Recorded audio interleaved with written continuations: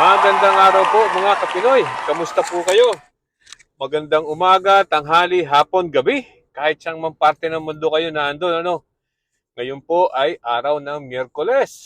At maliwanag ang sikat ng araw. Walang kaulap-ulap, ano? At talaga namang maganda ang temperatura ngayon. Ngayon ay 66 degrees Fahrenheit. So, ito po ay napakasarap na sa pakiramdam, ano? Hindi malamig, hindi mainit. Okay, so ngayon po ay pupunta ako ng laboratory, ano? At ako ay magpapasip-sip ng dugo.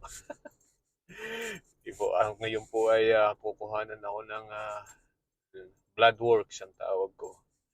Every 6 months po. Talaga namang para ma-monitor natin ang ating kalusugan.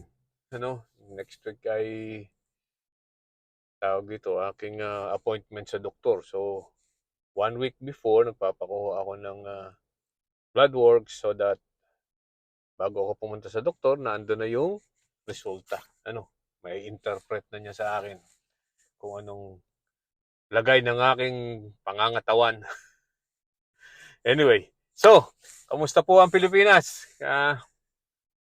Balita ko yan, mukhang nagbunga na ang nagsisimula ng magbunga ang ginagawang investigasyon sa Senado ni Risa Hontiveros at saka ni Sherwin Gatchalian dahil si Guwaping alias Alice Go, yung pong infamous mayor ng Bamban Tarlac, ay inalis na sa kanyang pagka-mayor. Ano? Hindi na po siyang mayor, hindi na po siya suspended only. Hindi lang po yan suspended, tinanggal na siya sa pagiging mayor at ang pumalit po daw, ang balita ko ay isang konsihal. So, yun ang pinagtataka ko. Hindi pa po ako nakakakita ng desisyon ng kopya. Wala po ako kasi makuha sa internet. Ano? Pero, dapat po kasi vice mayor. Ano? Pero bakit isang konsihal ang pumalit sa kanya? Nakakita po ako ng interview kay Benhur Abalos, ng isang ng DILG. At parang ang sinabi niya na ang dahilan ay kung bakit yung konsihal na yon ang pumalit sa halip na vice mayor ay kasi yung vice mayor ay kasama rin ata sa mga naging kaso at naging natanggalan sa posisyon. At ang natural ang natiran ang sumunod sa kanya isang konsihal na siyang hindi sumang-ayon na bigyan ng lisensya ang Pogo Hub na yan sa Bamban Tarlac.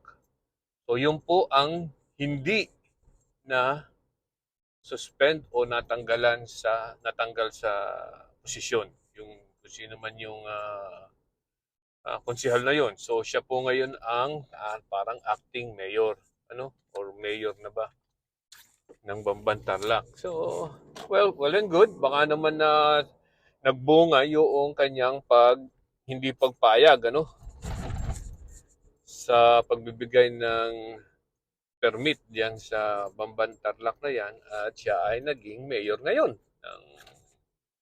ng Bamban Tarlac, ano? Okay, very good. So, ngayon na nawala na siya, nasaan kaya ngayon, ano? Hindi nakikita si Gu Waping o si Alice Go. Ano, matagal na siyang hinahanap. Ewan ko ba kung ano nangyari sa mga intelligence ng NBI at ng mga kapulisan at mukhang siya kahit madami at maraming pera ang budget ng intelligence funds, confidential funds ng police at NBI, kung sino man yung mga naghahanap sa kanya ay mukhang baliwala po dahil hindi pa rin siya nakikita hanggang ngayon, ano? Para din po yang si Kibuloy, ano? Hanggang ngayon, hindi pa rin nakikita ganong napakalaki ng budget ng confidential at intelligence funds ng mga law enforcement agents natin, ano? Para saan yun kung hindi kung hindi makita ang mga pinaghahanap? Ano, hindi naman kaya napupunta sa mga bulsa ng mga opisyal yan? Ay, tanggalin na yung mga funds ng mga confidential funds na yan kung hindi rin lang sila nakakatulong sa paghahanap ng mga pugante ng Pilipinas. Ano? Okay, so ngayon na nakikita na po natin kung ano talaga ang mga kakulangan natin sa batas, katulad ng ganyang ginagawa ng delayed registration of birth. Ano, yan po ay sinasamantala ng ilang mga banyaga sa ating bansa. Ano? Kasi po ay alam nyo, pag yung mga banyaga na yan o mga alien sa ating bansa ay gustong magkaroon ng mga pribilehiyo bilang isang Pilipino, ay gagamitin nila yung delayed registration of birth na katulad ng ginawa ni Alice Go or ni Go Waping. Ano? Yan po ang ginawa nila dahil gusto nilang magnegosyo. Sa tingin ko, yan ang unang-unang nilang ginawa. Gusto nilang magnegosyo. The problem is, hindi sila po pwedeng mag-own ng mga real properties sa Pilipinas. So, ang ginawa ng kanyang ama ay, alam nyo na, delayed register ang kanyang mga anak at pinalabas na mga Pilipino yung mga yon. Ano? So sa makatuwid, ay ang mga batang yan ngayon ay nagkaroon sila ng pagkakataong mag-enjoy ng privilege ng being Pilipino. Ano? Up to the time na umabot pa nga na kumandidato bilang mayor ng Bamban Tarlac at ngayon at naging mayor, ano? Nanalo.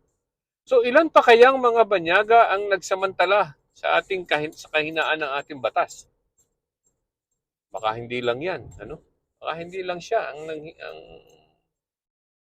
ang gumawa niyan. Napakarami na palagay ko, ano? Ngayon lang nabisto. Pero tagal na po kung nababalitaan 'yan, di ko lang ma mapatunayan, ano? Pero yan po ay karamihan ay mga negosyanteng banyaga, ano?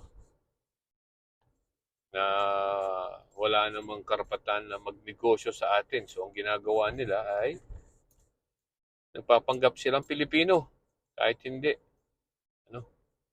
At yung ginagawang Filipino through delayed registration.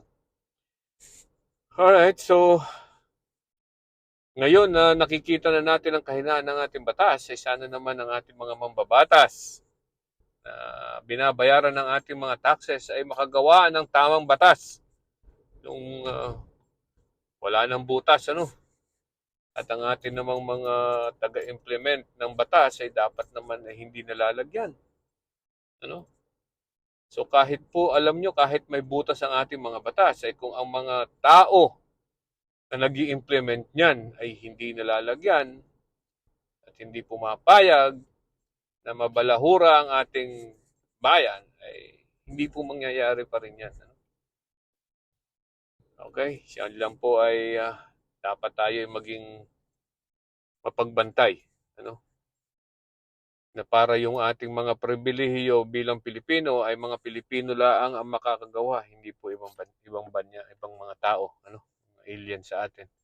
Okay, so malapit na po ako din sa aming pupuntahan. So hanggang sa muli, ano, magandang araw po sa inyong lahat. Bye-bye.